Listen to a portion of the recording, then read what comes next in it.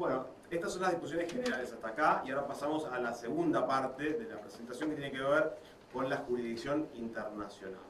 Y luego viene, para ordenarnos, la ley aplicable a los casos particulares. O sea, esto es el capítulo general sobre jurisdicción internacional. Para arrancar, digamos, muchas veces nos preguntan, bueno, tengo un contrato, quiero pactar una jurisdicción, ¿puedo pactar, digamos, arbitraje o jurisdicción libremente? ¿Cuál puedo poner?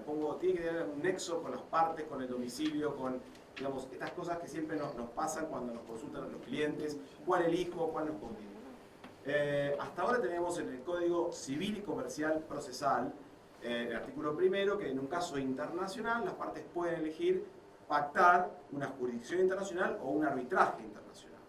Entonces, ese principio que está recogido en la norma procesal ahora se recoge en el Código Civil y Comercial.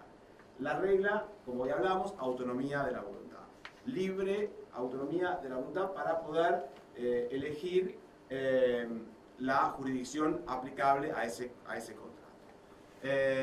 Sin ningún límite, bueno, a ver, siempre que sea materia disponible y patrimonial, principalmente, por supuesto, tiene que ser un caso internacional, y le va a dar lo interesante, que es un carácter exclusivo. ¿Esto qué quiere decir?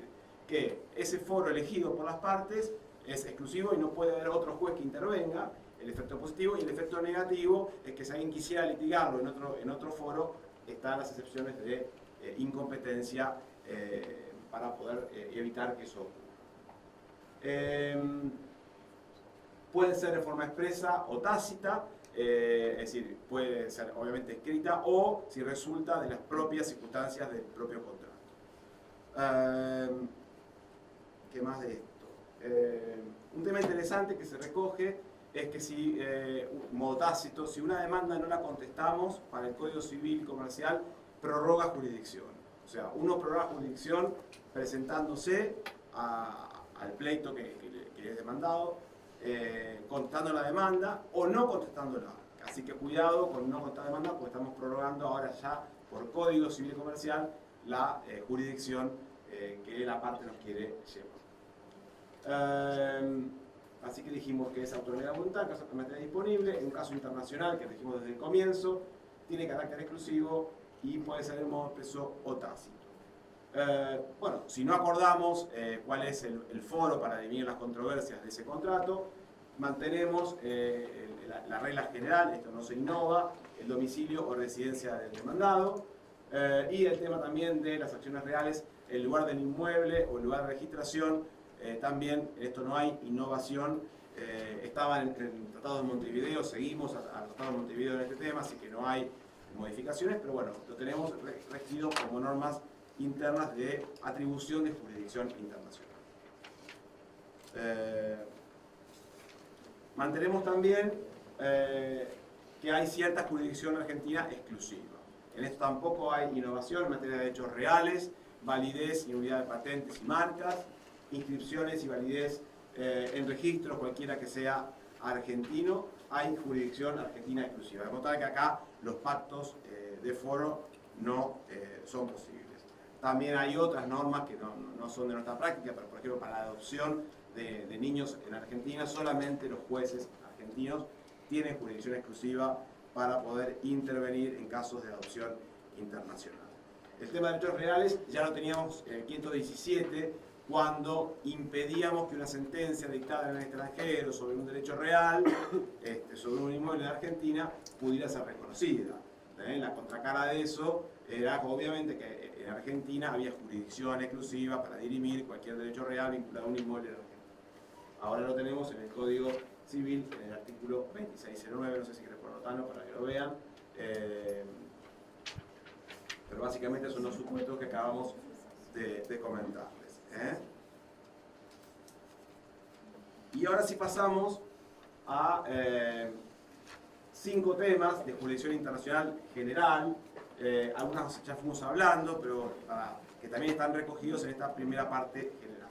Foro de necesidad 2602, acuérdense, posibilidad de que el juez incompetente, que no tiene jurisdicción bajo las reglas argentinas de jurisdicción internacional, puede asumir jurisdicción si encuentra que existe con Argentina ciertos nexos, lazos que justifiquen esa intervención, que es exorbitante, es un foro exorbitante, es un foro no natural, es de excepción y restrictivo.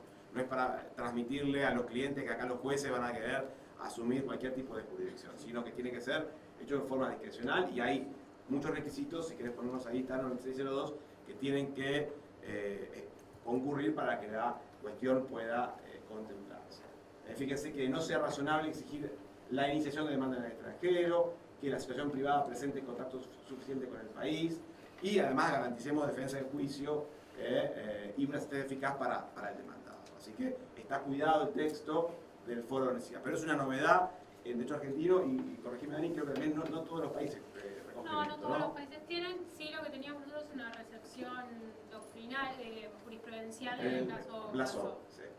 No lo habíamos receptado legislativamente hasta el momento, sí se había aplicado en ese momento por la... Sí, a quien le interesa, fallo Blasov, 1960, Corte Suprema, el caso de un divorcio vincular, una mujer que quería divorciarse de un hombre que era nómade. Entonces no tenía nunca una jurisdicción donde poder ubicarlo, demandarlo, notificarlo, y se cansó de encontrar, vino a Argentina y la Corte dijo, bueno, hay que darle acceso a la justicia a esta mujer, démosle jurisdicción acá, aunque no tenemos certeza de que tengamos jurisdicción, y le dio por necesidad, digamos, y es el antecedente que todos en los estudios traen el caso Blasov. Pero bueno, es un caso aislado del año 60 de la Corte Suprema. Pero bueno, ya nos hemos ocupado de este tema. Un tema muy interesante que siempre se plantea en los litigios internacionales es la famosa litispendencia internacional. Parallel proceedings, para los que lo han podido estudiar en el derecho americano, es decir, cuando hay dos procesos sobre el mismo tema, entre las mismas partes, que están tramitando conjuntamente, ¿qué pasa con eso? Bueno, hasta ahora la Corte Suprema decía que no había inhibitoria internacional, de modo tal que no podemos plantear en el derecho argentino una inhibitoria. Yo no puedo pedirle a un juez argentino que le diga a un juez americano o ruso que se inhiba de actuar porque acá hay jurisdicción. Eso no existe, no hay un tribunal superior común y esto teníamos dificultades para poder litigar estas cuestiones. Ahora lo tenemos regulado. ¿Qué pasa cuando hay dos acciones, una primera acción iniciada afuera y luego se inicia una igual en Argentina? Bueno, le dice al juez argentino, en principio usted tiene que esperar, suspender el juicio argentino, si es que se inició en segundo término, hasta ver qué pasa con el juicio iniciado en el extranjero. Si el juicio iniciado en el extranjero termina por caducidad de instancia o porque abandonó el proceso, bueno, podrá luego reasumir la jurisdicción. Obviamente esto es cuando no hay jurisdicción argentina exclusiva, así que no se puede burlar la jurisdicción argentina exclusiva yéndose a buscar un foro más conveniente.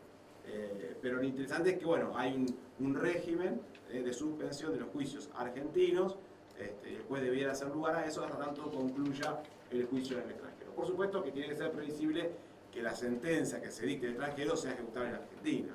Hay todo un análisis que tiene que hacerse. Sobre esto es decir, es novedad, hay antecedentes jurisprudenciales, van a encontrar varios fallos de Corte Suprema donde se han rechazado estas inhibitorias internacionales. Hay un caso de PAE contra Forestal, que es muy conocido, donde se intentó algo parecido y la Corte le dijo, mire, usted tiene derecho de ir allá, defender, plantear declinatoria ante el propio tribunal extranjero, o no haga nada y espere el exequatur, y cuando venga acá, usted hace el planteo en el exequatur. Cuando venga a reconocer esa sentencia, dirá que no hay jurisdicción internacional para poder que esa sentencia. Ese era el esquema actual. Bueno, hoy nos dan estas posibilidades. No hay una inhibitoria internacional, pero sí posibilidad de continuar el juicio en Argentina si el juicio de afuera termina por alguna razón o se extingue sin haber habido sentencia sobre el foro.